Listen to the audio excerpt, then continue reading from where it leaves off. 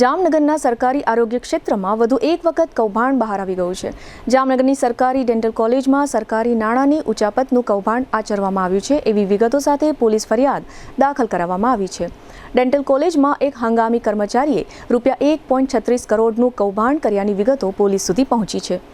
શોભિત ગર્ગ નામનો આ હંગામી કર્મચારી કરાર આધારિત કર્મચારી છે। ડેન્ટલ કોલેજના સત્તાવાળાઓએ આ પ્રકારના પરચુરણ કર્મચારીને નાણાકીય અને વહીવટની ગંભીર જવાબદારીઓ સોંપી દીધી હતી, જેને પરિણામે શોભિત ગર્ગ નામના આ પરચુરણ કર્મચારીએ સરકારના ₹1.36 કરોડ ઉચાપત કરીને પોતાના ગજવામાં સેરવી લીધા છે। શોભિત નામનો આ કર્મચારી નેશનલ મિશન હેલ્થ અંતર્ગતનો કરાર આધારિત કર્મચારી છે, જે રોગી કલ્યાણ સમિતિ હસ્તકની કામગીરીઓ અને નાણાકીય બાબતો સંભાળતો હતો। અત્રે નોંધનીય છે કે રોગી કલ્યાણ સમિતિના ચેરમેન તરીકે હોદ્દાની રૂએ જિલ્લા કલેક્ટર જવાબદારીઓ સંભાળતા હોય છે। શોભિત નામના આ શખ્સે પાછલા 3 મહિનામાં સરકારી ગ્રાન્ટના કાગળોમાં કુંડાળાઓ ચિતર્યા હોવાનું ડેન્ટલ કોલેજના ડીન ડોક્ટર નયના પટેલે જણાવ્યું છે। બીજી બાજુ ડેન્ટલ કોલેજના વર્ગ 2ના અધિકારી ડોક્ટર સંજય ઉમરાણીયાએ પોલીસમાં નોંધાવેલી ફરિયાદમાં એવું જણાવ્યું છે કે પાછલા 6 મહિના દરમિયાન આ કુંડાળાઓ થયા છે। નવાઈની વાત એ છે કે બેંકના અધિકારીએ આરોગ્ય સત્તાવાળાઓને જાણ ન કરી ત્યાં સુધી આરોગ્ય સત્તાવાળાઓ આ કૌભાંડ અંગે કાંઈ પણ જાણતા ન હતા એવી હકીકતો રેકોર્ડ પર આવી છે। આ સમગ્ર કૌભાંડ અંગે સૌપ્રથમ વખત સેન્ટ્રલ બેંક ઓફ ઇન્ડિયાના મેનેજરે જીજી હોસ્પિટલના ડોક્ટર કણસાગરાને વાત કરી હતી। ત્યારબાદ આ કૌભાંડ અંગે ડોક્ટર કણસાગરાએ ડેન્ટલ કોલેજના ડીન ડોક્ટર નયના પટેલને જાણ કરી હતી।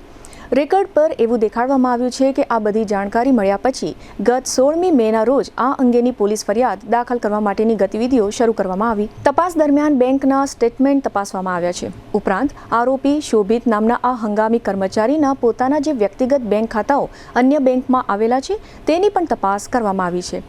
આ પ્રાથમિક તપાસના આધારે એવું બહાર આવ્યું છે કે સરકારી ગ્રાન્ટના નાણાંની શોભિતે ઉઠાંતરી કરી છે અને પોતાના અંગત ઉપયોગ માટે આ રકમોના ચેકમાં ચેડા કરીને ₹1.36 કરોડ પોતાના ખિસ્સામાં સેરવી લીધા છે। આ આખા મામલામાં 15 ચેક તપાસવામાં આવ્યા છે। આ તમામ નાણાકીય વહીવટ માટેની સાઇનિંગ ઓથોરિટી એટલે કે સહી કરવાની સત્તાઓ ડેન્ટલ કોલેજના ડીન ડોક્ટર નયના પટેલની છે।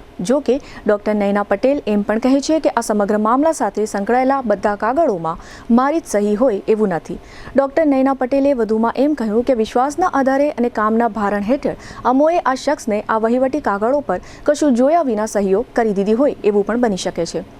આ શખ્સે અમારો વિશ્વાસઘાત કર્યો છે અને આ સમગ્ર મામલામાં એક મુદ્દો એવો પણ છે કે ડોક્ટર નયના પટેલે ડેન્ટલ કોલેજના કાયમી એકાઉન્ટન્ટને આ શોભિત નામના કર્મચારીની નાણાકીય અને વહીવટી બાબતોની કામગીરીઓ પર નજર રાખવાની સૂચના પણ આપી હતી। આ કાયમી એકાઉન્ટન્ટે આ જવાબદારીઓ નિભાવી હોત તો આ પ્રકારનું કુંડાળું શક્ય બન્યું ન હોત। એક મુદ્દો એવો પણ છે કે કરોડો રૂપિયાની ગ્રાન્ટની નાણાકીય અને વહીવટી બાબતોની ગંભીર જવાબદારીઓ કાયમી એકાઉન્ટન્ટને સોંપવાને બદલે આ પરચુરણ કર્મચારીને આ બધી જવાબદારીઓ શા માટે સોંપી દેવામાં આવી? આ પ્રશ્નનો જવાબ પણ તપાસ દરમિયાન બહાર આવવો જોઈએ। અને એક મુદ્દો એ પણ છે કે શોભિત નામના આ શખ્સે આટલી મોટી સરકારી રકમ તફડાવી લીધી ત્યાં સુધી અને જ્યાં સુધી બેંકે આરોગ્ય સત્તાવાળાઓને જાણ ન કરી ત્યાં સુધી આરોગ્ય સત્તાવાળાઓએ શોભિત પર આંખો બંધ કરીને ભરોસો શા માટે રાખ્યો હતો? નાણાકીય બાબતો ભરોસાથી ચાલતી નથી હોતી। સરકારી નાણાંની સલામતી માટે નાણાકીય બાબતો પર જવાબદાર વ્યક્તિએ સતર્ક રહીને દેખરેખ રાખવાની હોય છે।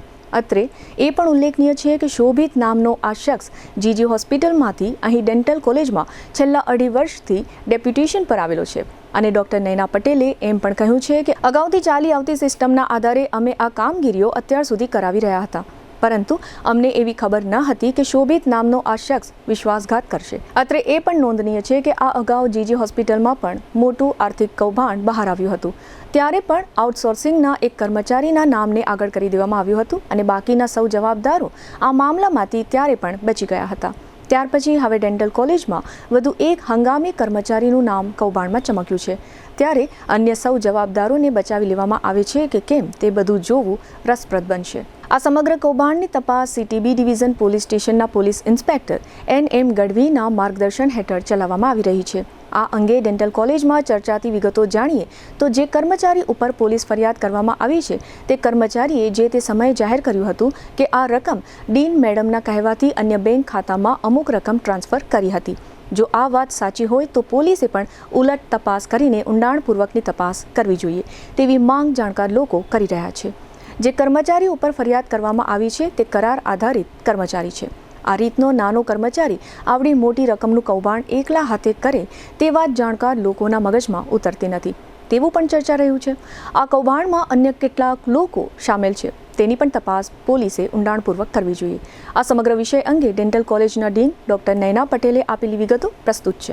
અમારે ત્યાં રોગી કલ્યાણ સમિતિ છે, જેમાં દર્દીઓને લગતી જે કાંઈ તમામ કામગીરીઓ હોય હોસ્પિટલને લગતી એ બધી એ ફંડમાંથી કરવામાં આવે છે. સરકારશ્રી દ્વારા આમાં ફંડ આપવામાં આવે છે અને આના માટેની જે તમામ રેકોર્ડ કીપિંગ, નાણાકીય વ્યવહાર આ બધું એ છે શોભિત ગર્ગને સોંપવામાં આવેલું. અમારી પાસે કાયમી સ્ટાફની અછત હોવાથી એમને કામગીરી આપી હતી. એ સાથે અમારા જે કાયમી એકાઉન્ટન્ટ હોય એમને સૂચના આપેલી કે તમારે આની સાથે રહીને એનું દેખરેખમાં કામગીરી કરવાની. હવે છેલ્લા 3 મહિનામાં મારી જાણ બહાર કઈ રીતે એણે ચેકમાં મારી જાણ બહાર સહીઓ લઈ અથવા તો કંઈ પણ અંદર ચેડા કરીને ઘણા બધા ટ્રાન્ઝેક્શન કરાવી લીધા છે, જેની જાણ થતાં અમે તાત્કાલિક આ વિશે તપાસ કરી અને પોલીસમાં ફરિયાદ કરેલ છે અને પોલીસમાં આગળ તપાસ ચાલે છે. શોભિત ગર્ગ કોણ છે? એની સાથે ટેમ્પરરી કર્મચારી છે, કાયમી કર્મચારી છે, એનો હોદ્દો શું હતો? સાથે એકાઉન્ટન્ટ છે કોણ?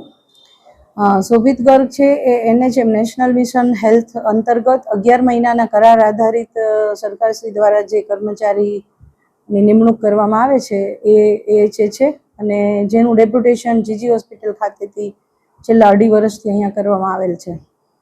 રોગી કલ્યાણ સમિતિ માટે સાઇનિંગ ઓથોરિટી કોણ? સાઇનિંગ ઓથોરિટી અધ્યક્ષ એટલે કે અધ્યક્ષ તરીકે મારી રહે છે ડીનની. મેડમ, એને 15 ટ્રાન્ઝેક્શન કર્યા ત્યાં સુધી તમે સહીઓ કરતા ગયા તમને ખબર ન પડી? એણે અગાઉના જે ટ્રાન્ઝેક્શન છે એમાં તો કંઈક અંદર ગોટાળા કરીને કરેલ છે.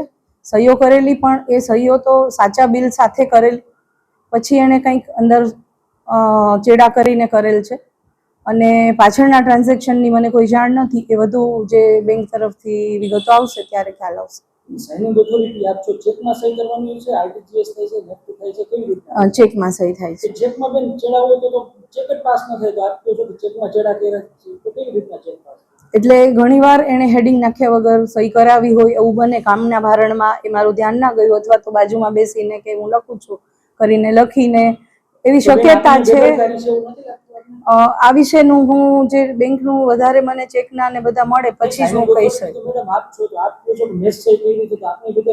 એ બધી સહીઓ મારી હોય એવી પણ શક્યતા મને લાગતી નથી. તો અન્ય કોઈ કર્મચારીઓની કે સંડોવણી એવું તમને લાગે? એ બધું તપાસમાં વિગત આવે ત્યારે ખ્યાલ આવે. તમે કહો છો બેન કે હેડિંગ પૂરા વગર સહી કરતા હોય તો તમે શું હેડિંગ ક્યારે ચેક નથી કરતા? આપણે વિશ્વાસ મૂક્યો હોય કર્મચારી એને વિશ્વાસઘાત કર્યો હોય એવી શક્યતા જણાય. સરકારી નાણાં આમાં વિશ્વાસ મૂકી શકાય એવું તમે માનો છો? એવું તમને લાગે? આમાં ચેક કરવાની તમારી પ્રાથમિક જવાબદારી હતી, તમે નથી કર્યું? મારી સાથે મેં અન્ય મેમ્બરોને પણ આ કામગીરી સોંપેલી છે, કારણ કે સાઇનિંગ ઓથોરિટી મેડમ એક માત્ર આપની પાસે રાખી છે. એ જે રીતે સિસ્ટમ અગાઉથી ચાલતી આવી હતી એ જ સિસ્ટમથી અમે આ કામગીરી કરતા હતા. રકમ કેટલી છે? 1 કરોડ ને 36 લાખ જેવી છે. પેલા ટ્રાન્ઝેક્શન કેટલા સમયથી ચાલે છે? છેલ્લા 3 મહિના. ડેન્ટલ કોલેજ હસ્તક રોગી કલ્યાણ સમિતિમાં સરકારશ્રીની કરોડો રૂપિયાની ગ્રાન્ટો આવતી હોય છે, જેને કારણે આ રોગી કલ્યાણ સમિતિના ખાતામાં પણ કાયમી માટે કરોડો રૂપિયાની રકમ હોય છે. આ રોગી કલ્યાણ સમિતિના બેંકના ખાતામાં ડેન્ટલ કોલેજના ડીનની હોદ્દાની રૂએ સહી ચાલતી હોય છે. એટલે આ બેંક ખાતાની તમામ જવાબદારી ડેન્ટલ કોલેજના ડીન ડોક્ટર નયના પટેલની થાય છે. કોલેજના ડીન ડોક્ટર નયના પટેલે પત્રકારો સાથેની વાતચીતમાં પોતાની જવાબદારીમાંથી છટકવાનો પ્રયત્ન કર્યો હોય તેવું દેખાઈ રહ્યું છે. કુલ 1 કરોડ 36 લાખમાં 15 જેવા ચેકના માધ્યમથી ટ્રાન્ઝેક્શન થયા છે. ચેકમાં સહી પણ ડીન નયના પટેલની હોય તો જ ચેક પાસ થાય તે સ્વાભાવિક છે. તેઓએ પત્રકારોને એમ પણ કહ્યું હતું કે કામના વધુ ભારણને કારણે તેઓએ ચેકમાં જોયા વગર અને વિશ્વાસે સહી કરી આપી હશે. આનો મતલબ એમ થાય છે કે આવડી મોટી જવાબદારી ગંભીરતા ન હોય તે રીતે રોજમદાર સ્ટાફના કહેવાથી ચેકમાં સહી કરી આપે તે વાત કોઈને ગળે ઉતરે તેમ નથી.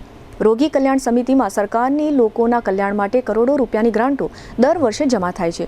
તેની પણ છેલ્લા 5 વર્ષથી વધુ સમયનું સ્ટેટમેન્ટ સરકારે તપાસવું જોઈએ. જો આ રીતની બેજવાબદારપૂર્વકની ભૂતકાળમાં સહી કરી હશે તો તેનું પણ વધુ એક કૌભાંડ બહાર આવશે તેવું પણ જાણકાર લોકોનું માનવું છે.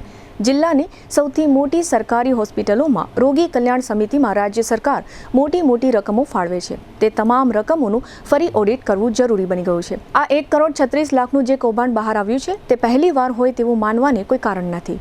ભૂતકાળમાં પણ આ જ રીતના કૌભાંડ થયા હોય તેવું પણ બની શકે છે. આ રીતના કૌભાંડમાં કહેવત છે કે ચોરી કરવી તે ગુનો નથી, પકડાવું તે જ ગુનો છે.